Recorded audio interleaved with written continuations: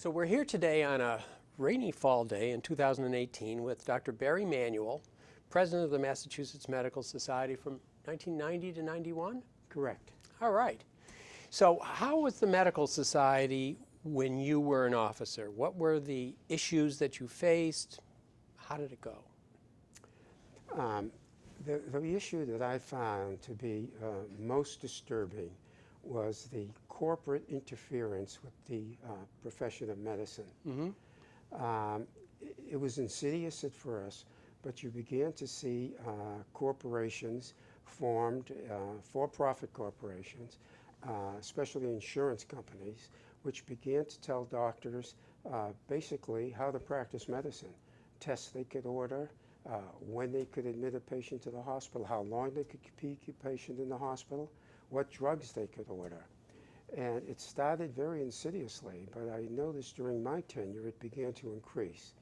And one of the most odious things I found was when a company changed insurers, there were certain panels that these insurance companies would allow patients to see. And consequently, patients were removed from their family physicians, had to find another family physicians. And people who had a relationship with a doctor for 20, 30 years, or generational relationships, had to find new physicians. And I found that very disturbing. Difficult. And so this is interesting because really, I think what you're describing is the advent of data moving into healthcare, so that the payers are starting to see that care is delivered differently in different places, and they're trying to find a way to get everybody to do things the same way. And they're applying a corporate template, a manufacturing template, to the delivery of healthcare. And up until probably the mid-'80s or so, the profession has had a freer hand in delivering care. Does that sound like a change that's occurring? I'm going to take a little different approach to that. What you say is absolutely true, but I would submit to you that could be far more efficiently done by the not-for-profit industry. Mm-hmm. Now, you see, generically speaking, a not-for-profit industry, whether it's insurance company or it's hospitals, have one primary mandate: to deliver the best possible care at the least cost. Mm-hmm. That's simple and straightforward. Now you add the complexity of a for-profit, which has the additional burden of return on investment. Mm-hmm. And that becomes a very significant factor. And I would submit to you, it is an impediment, it's a deriment impediment to delivering the best quality healthcare at the least possible price. Mm-hmm. You simply cannot overcome the expense of return on investments. And that has just begun to, pervade our whole healthcare system. The last time I looked was in 2016, and I'll just take the insurance industry. Now, there's insurance, there's hospitals, there's pharmacy benefit managers, there's a corporate ownership of physicians' practice, all those things. But just insurance companies. Now, we have 5 major insurance companies. Right. We have United Healthcare, Aetna, Anthem, Humana, and Cigna. Among the for-profits. Yeah, those for-profits. And in 2016, they had a $22 billion profit, aggregate profit. Mm-hmm. And even more significant, they had almost $70 billion G&A expenses, general and administrative, each of which is quite redundant with one another. Mm-hmm. And you could unify that and save so much money. And to take those multi-billions of dollars out of healthcare, out of patient care, out of giving patients health care, and returning it on a financial vehicle to investors, to me, seems not appropriate. So this points out some political changes that occurred while you were an officer. We moved from Governor Dukakis, who was advocating for health care for every citizen, who was advocating for some control in the services that could be offered by hospitals. They had the certificate of need program and the like, so there was an attempt to control that as well. And then during your time as an officer, we transitioned over to Governor Weld, who removed the certificate of need program and had a much more laissez-faire approach to what has become known as the healthcare marketplace. So you were in the middle of that. Mm-hmm. What was the medical society doing during that time?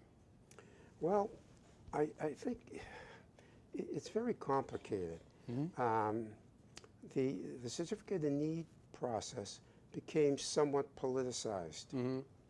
And it seems that certain institutions were granted certificates when the need was perhaps more important for other institutions. So Mm-hmm. it became very politicized. Mm-hmm. But the whole thing, you know, as a physician, I guess I'm expressing my feelings. I think the free enterprise system is wonderful. I really do. But I think there has to be certain restraints, such as the intrusion of for-profits into the healthcare system. Mm-hmm. But in terms of trying to dictate what hospitals should grow and which hospitals shouldn't grow and how they should grow, I truly believe that should be up to the free market to determine that. Was that the position of the medical society at the time?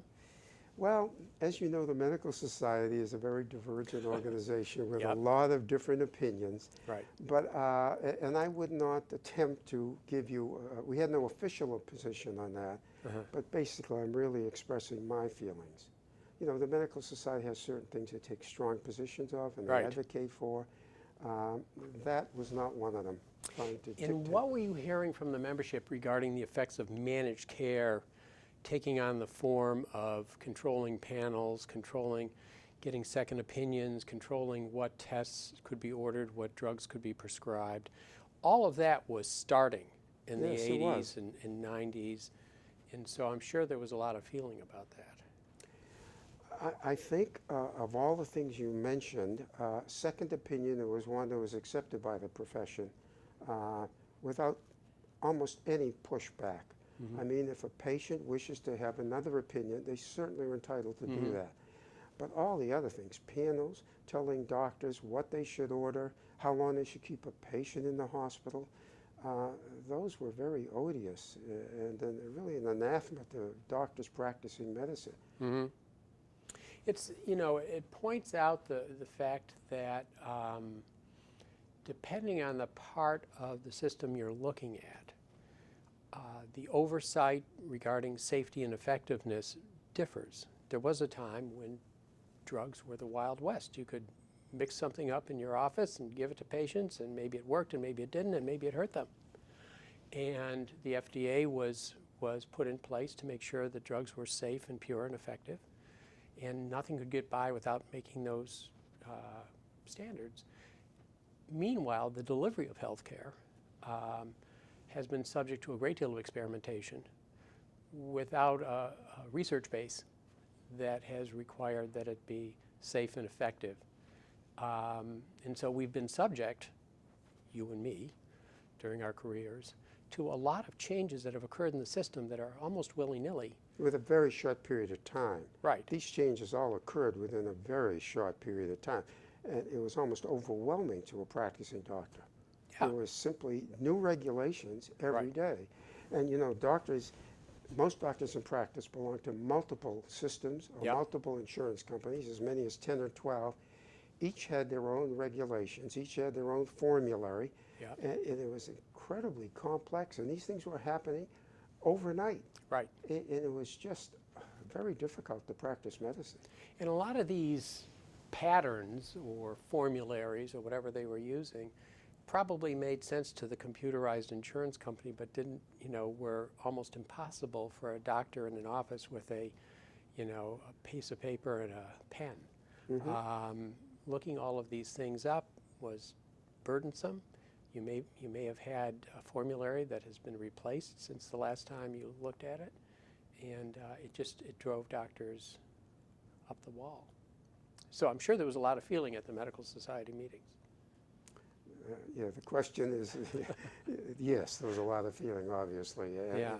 And a lot of frustration. And doctors really began, especially older doctors, began to question, really, is this the profession they wanted to remain in? Mm-hmm. And we had the concern of a lot of older doctors, highly credentialed, who just said, this isn't what medicine was when I went into it, and I don't know whether I want to continue. And so, yes, there was a great deal of unrest among practicing doctors, with good reason. I think the other thing that you mentioned that I agree with totally is this was an experiment.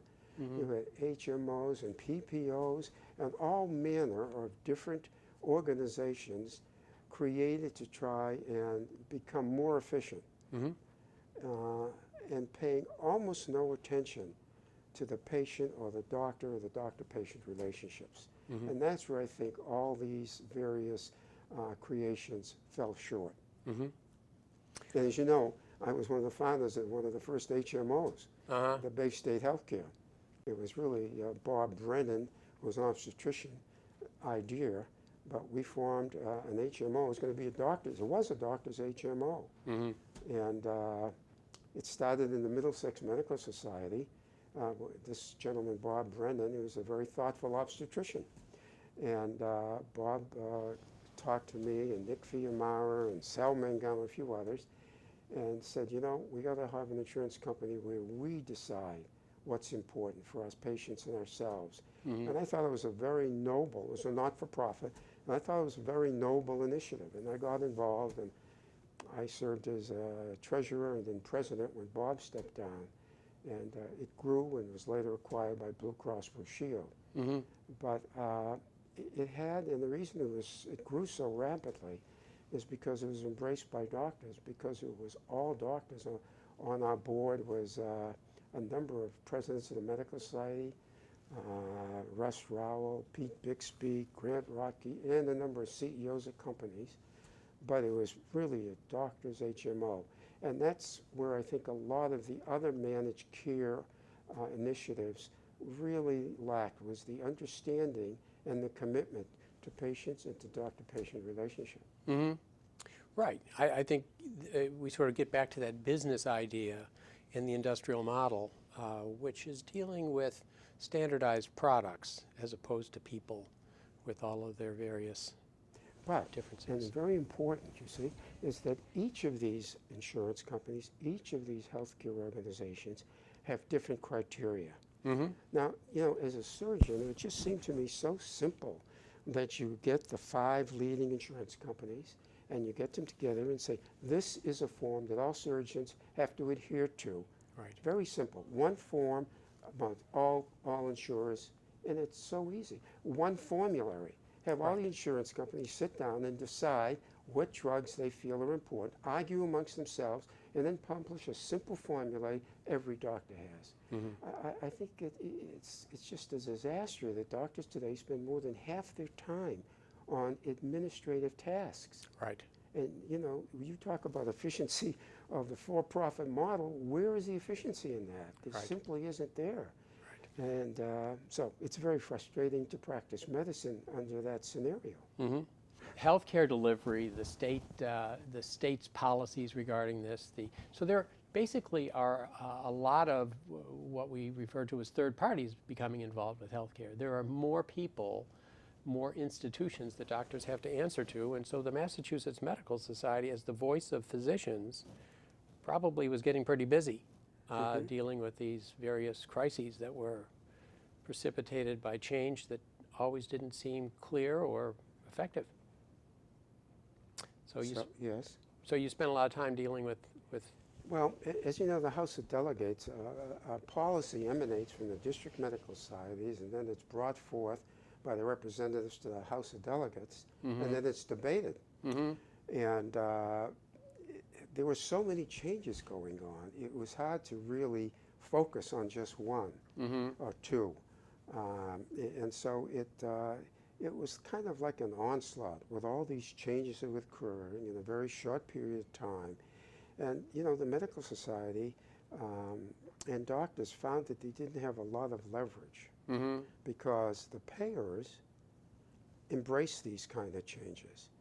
And as such, most physicians' payment came through third parties. Right. And they, because they controlled the dollars, had enormous leverage. And so the medical society, although we were united and came out with a front of what we felt should or should not be done for the benefit of our patients, we really had very little leverage. And that was one of the things that I noticed and I thought was made it challenging for us. In this era, the typical member of the Massachusetts Medical Society was either in solo practice or a small single specialty group Correct. practice. There were some that were in multi-specialty groups, but a minority. Is that fair? Yes, very fair. Yeah. So they're feeling very threatened because there is no reciprocal power here. Yes, there is no power, and the administrative burden began to increase tremendously over a short period of time. And the doctors, it just changed everything. You highlight the fact that doctors were practicing solo or 1 or 2 man practices. And that was a preponderance of what the doctors were doing. And suddenly you have all these regulations coming down from their insurance companies, which are totally different. And suddenly Susie, the one secretary, couldn't handle it. And so you had to have a secretary, and then you have a claims administrator. And it just went on. And it was a terrible time. And it forced doctors, as you know, to practice corporate medicine, to join larger groups, to become incorporated into larger organizations in order to deal with all these requirements. So there was consolidation just beginning on the other side of the table. Yep. Hospitals. Yep. Hospitals bought physicians' practices. Yeah. And it's gone on and on. Procter & Gamble owns a very large physician practice. MDVIP is owned by Procter & Gamble. It's a concierge medicine service. And I just don't think their goals and objectives are those that we would like. So as we have this conversation, the preponderance of physicians entering medicine today seem to be entering multi-specialty group practice, many of which are owned and operated by hospital systems. Yes.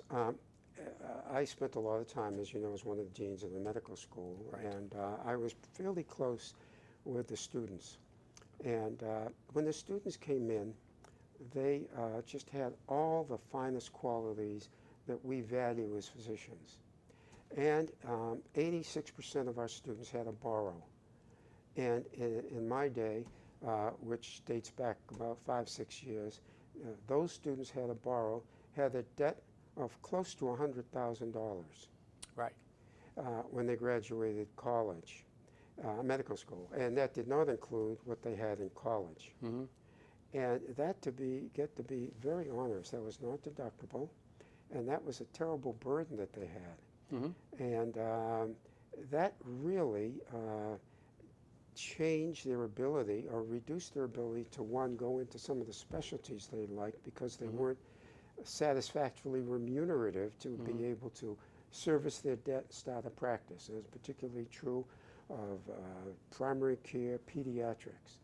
And I was head of the Honor Society, and the third year the top 5% joined.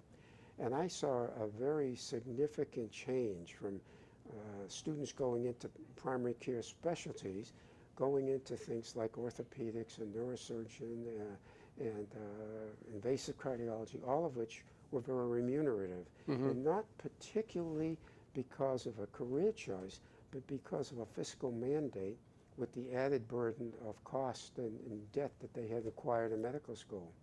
So behind this move from solo practice and single specialty group to multi-specialty group in large institutions is a financial driver in which students who are graduating are in debt, so they don't, the resilience there is not too great, the ability to take a risk, and also the startup costs for a practice are going through the roof because instead of having one assistant, suddenly you have to have a staff dealing with third parties. What I realized, it is not often mentioned, is these students have gone through, in surgery, 5 years of residency. So 4 years in medical school, 4 years of college, 4 years in medical school, 5 years of residency.